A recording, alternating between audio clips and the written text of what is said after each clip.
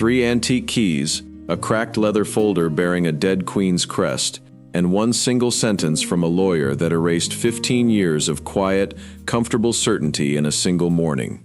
Camilla's son had sharply asked him to read the 4th line again, but by the time the lawyer finally did, Prince William wasn't even looking at the legal document anymore. He was holding out those 3 keys. He wasn't offering them, he was taking them back. The execution in the records room. Nobody at that heavy wooden table moved an inch. Not Camilla, not her children, not even King Charles. Charles had spent years allowing one very dangerous assumption to settle over this newly blended family like fine dust: that a sprawling 12,000-acre estate would one day belong entirely to Camilla's side. However, the lawyers had just quietly confirmed something utterly brutal. It didn't belong to them right now, and it never had. That wasn't the part that made the king lower his eyes to the floor. The ultimate humiliation lay buried on the final page of the document, hiding under the signature of a man that everyone in the room had completely forgotten about. Let me set the scene, because the how of that freezing morning reveals everything you need to know about the power dynamics at play. 3 hours before those 3 keys were set to come off the table, Camilla's family arrived at the estate, expecting a private standard formality. They were not expecting an argument or a confrontation. They were expecting paperwork. The estate, let's call it by its historic name, Ravensmere, had been treated as settled business for the better part of 15 years.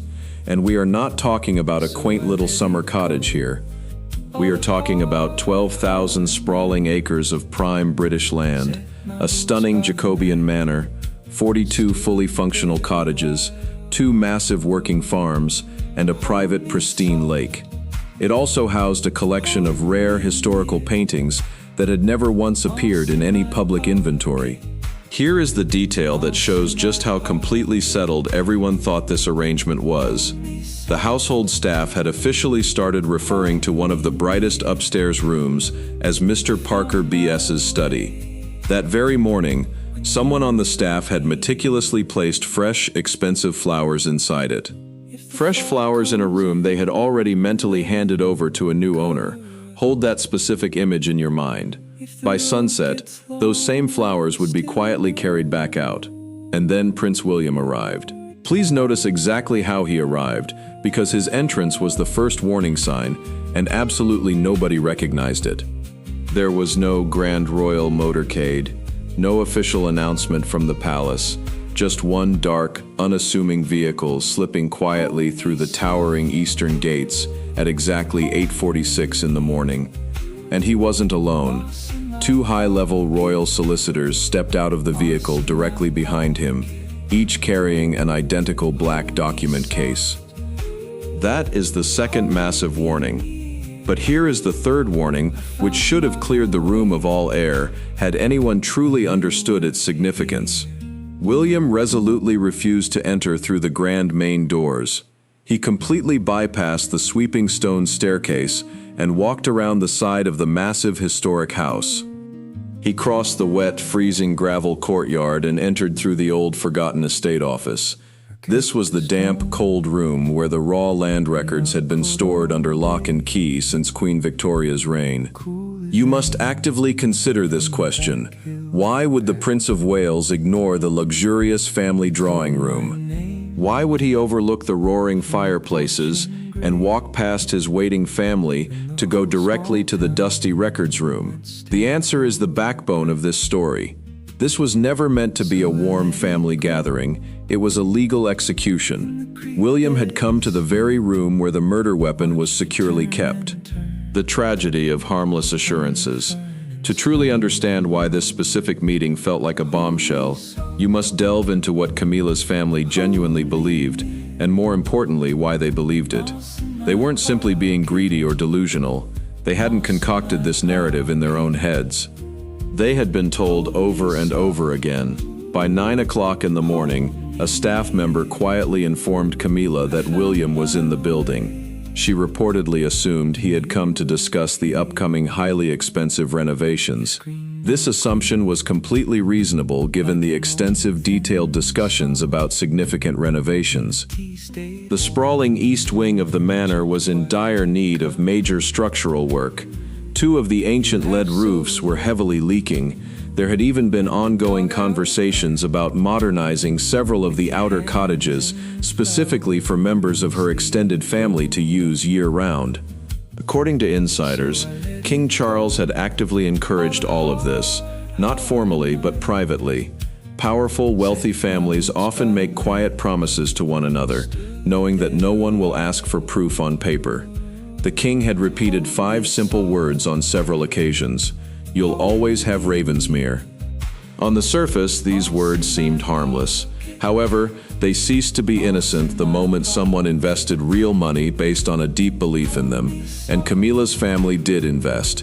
They created expensive architectural plans and measured rare custom furniture to ensure it would fit through the historic doorways. One enthusiastic relative even discussed bringing a collection of expensive show horses to the estate's southern paddocks. Camilla's son was shown the large underground wine cellar and informed which vintage bottles belonged to the house and which ones he could freely open. Now imagine hearing this kind of talk year after year. Picture being treated as the future owner every time your car passed through those grand iron gates. Then imagine Prince William walking into the cold records room, setting a 6-page legal opinion on the wooden table and quietly saying, "None of you were ever beneficiaries." This simple sentence changes everything about the meeting. It alters how they interpret the past.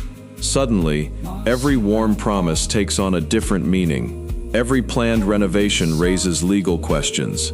Every room they thought was theirs now belongs to someone else, but to whom? That is the significant question lingering over the table, and Prince William refuses to answer it for now. Hold on to that phrase, "None of you were ever beneficiaries." It is quiet yet powerful. He didn't yell, nor did he say, "You have lost the estate." He didn't pound his fist and claim, "I have decided to take it back." Those phrases would imply that the estate was theirs to lose. Instead, he used the past tense wherever. He reached back in time to moments before any of them walked through those gates.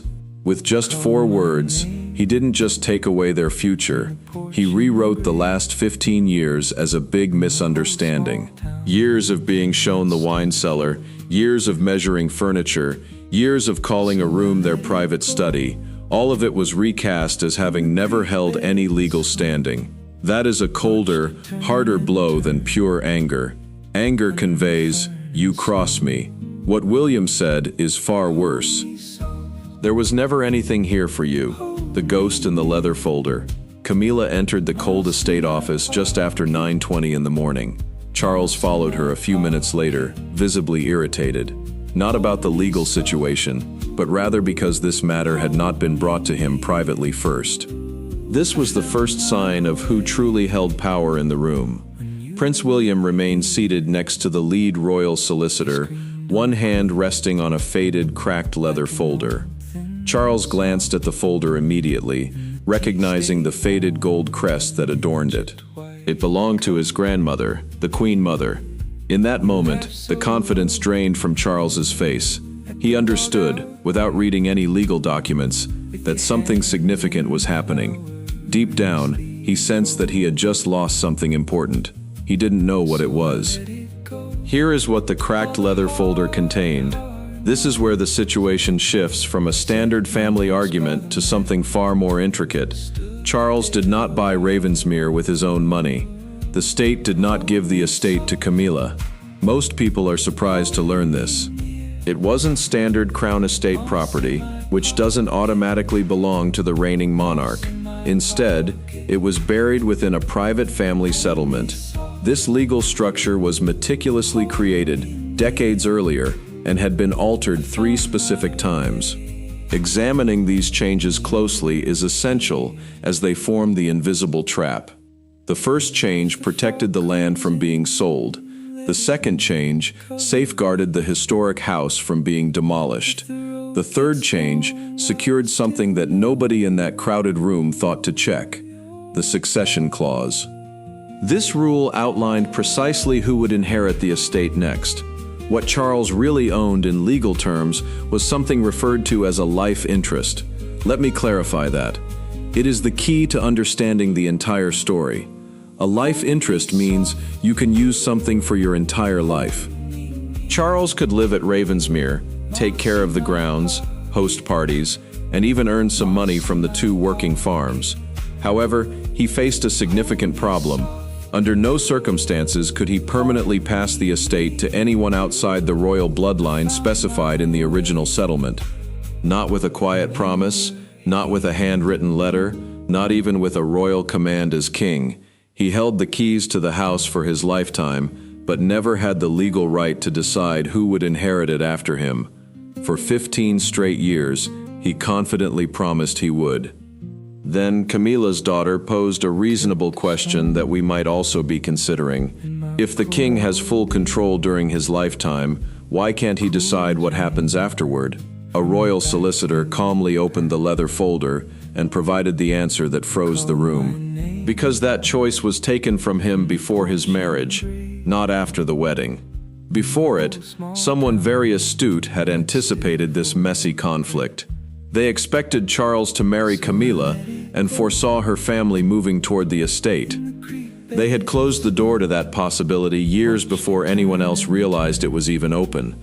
The room assumed the mastermind behind that move was Queen Elizabeth. Everyone silently looked at William, waiting for him to mention the late Queen's name. He didn't. It wasn't her. The binding change was signed in late 1999.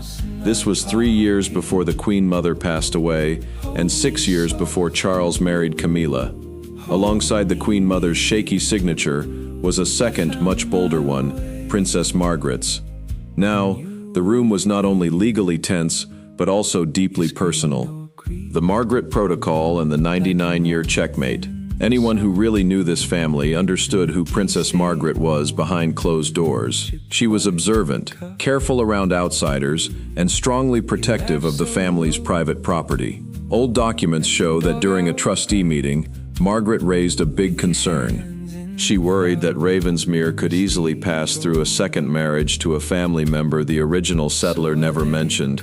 She didn't accuse anyone directly, but she didn't need to. The legal wording she insisted on made her point clear.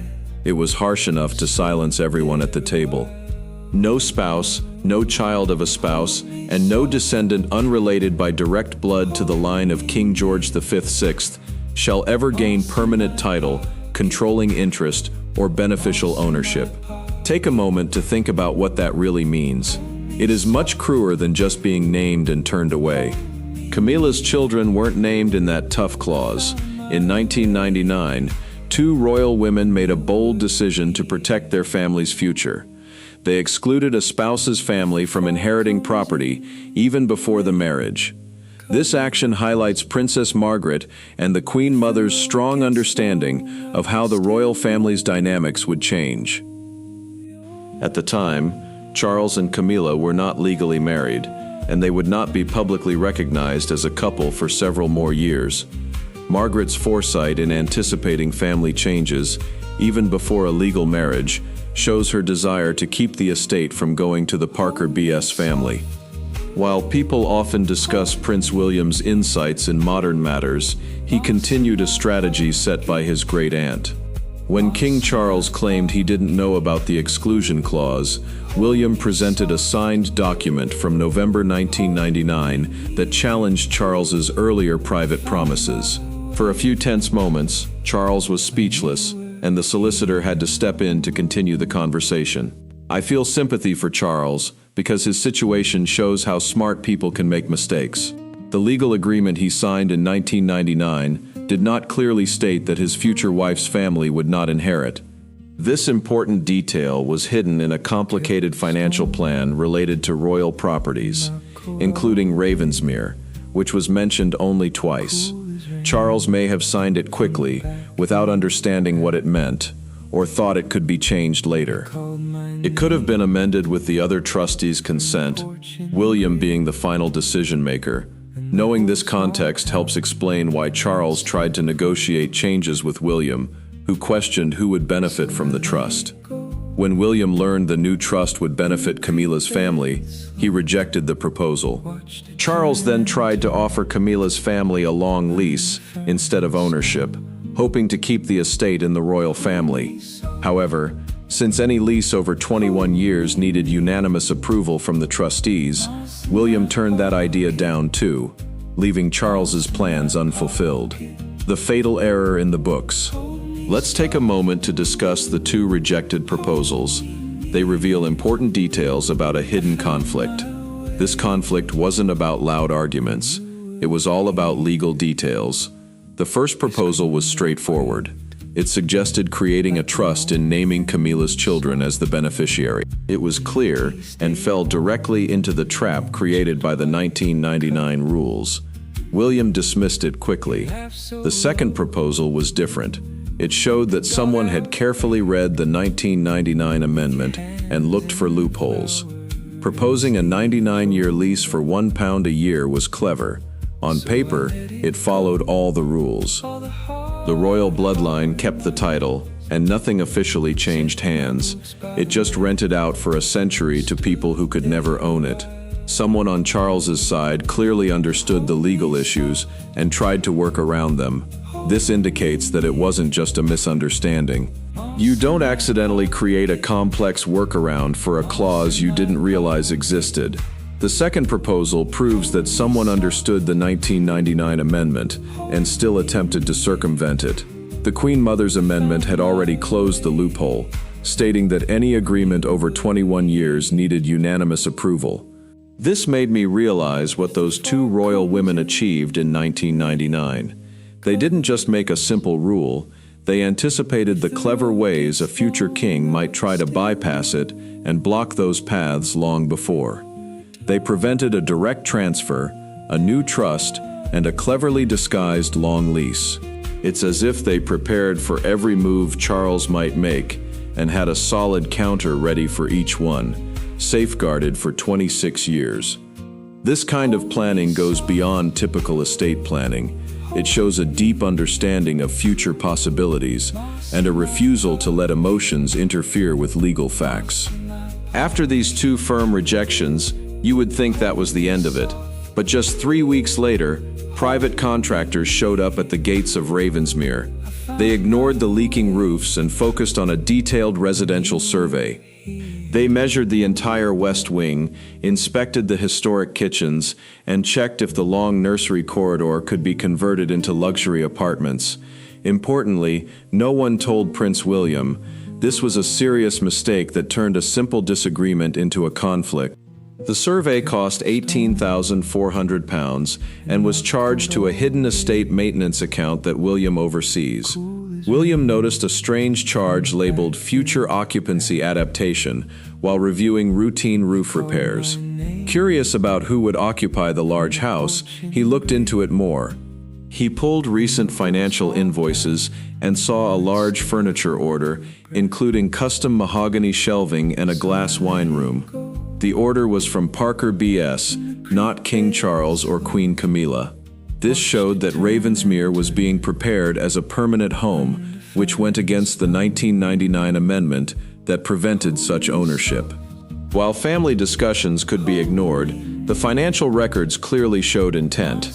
This order shifted the situation from a family disagreement to a legal matter, forcing William to act. If a trustee sees misuse of trust funds and does nothing, they neglect their responsibilities. The preparations for Camilla's family created a legal duty for William to respond, the charity checkmate. In the cold estate office, Camilla argued that no one had taken anything and that all architectural surveys were just preliminary. No lease had been signed, and the expensive furniture wasn't installed yet. While Camilla was technically correct, Prince William wasn't accusing them of stealing. He wanted to show that they were preparing to inherit something without legal rights. When Camilla's son angrily pushed the leather folder aside, William pointed out, "Assurances are not legal ownership," referring to the promises Charles made. King Charles told William this could have easily been handled privately, but William replied, it was private until trust money from the estate was used. This highlighted a key legal issue. Royal families usually handle scandals quietly, but financial records can reveal everything. William publicly challenged the situation because the trust funds were used for a property that the legal beneficiaries did not occupy. Camilla sensed the danger. If William was willing to investigate one property, he could look into all family settlements, which made her uneasy. When they talked about inheritance, Camilla's daughter pointed out that the estate would go to William. However, he had renounced his claim to Ravensmere just 9 days earlier. This raised an odd question. Why argue for an estate only to refuse it? William's actions indicated he didn't want the estate, but he wanted to control its future. By giving up his claim, he triggered a clause that allowed the estate to pass to Harry, starting a chain reaction. Harry's name wasn't included in the settlement. Princess Anne had chosen to step aside in the succession, leaving the question of who would be left. This brought Prince Andrew into the conversation, alarming Charles, who wanted to protect the estate's integrity. However, Andrew had already been disqualified because he stepped back from royal duties. With William renounced, Harry not named, and Anne having declined, that left Prince Edward. Camilla's son urged them to read the decision again.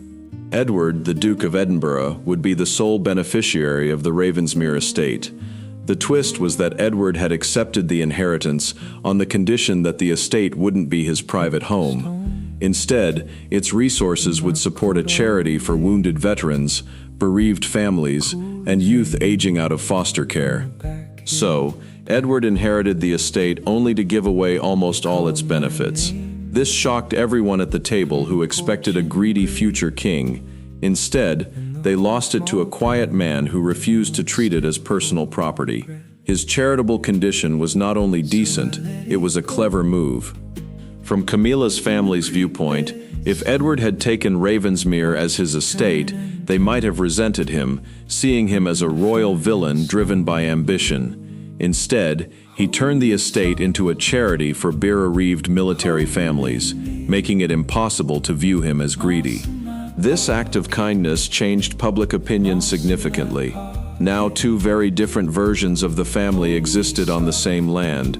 One side represented luxury and comfort, while the other focused on historic cottages and retreats for veterans. This silent comparison troubled Charles, since he realized he had lost not just a house, but a significant public story.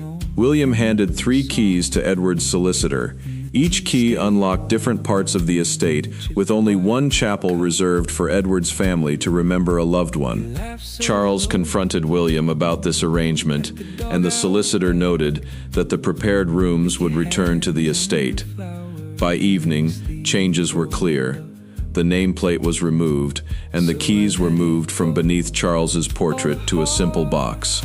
Inside the box was a note from Edward that read, "Let this house belong to those who need it." So, who truly won that day? Was it William, who gave up the house for control? Edward, who chose to give away his inheritance? Or the 2 strong women in 1999, who secured a blended family's future with one decisive statement?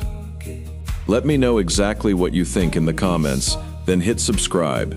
The palace genuinely believed that the last key opened a grand manor, but it opened something infinitely more dangerous. The absolute proof that within this family, the past is never truly settled.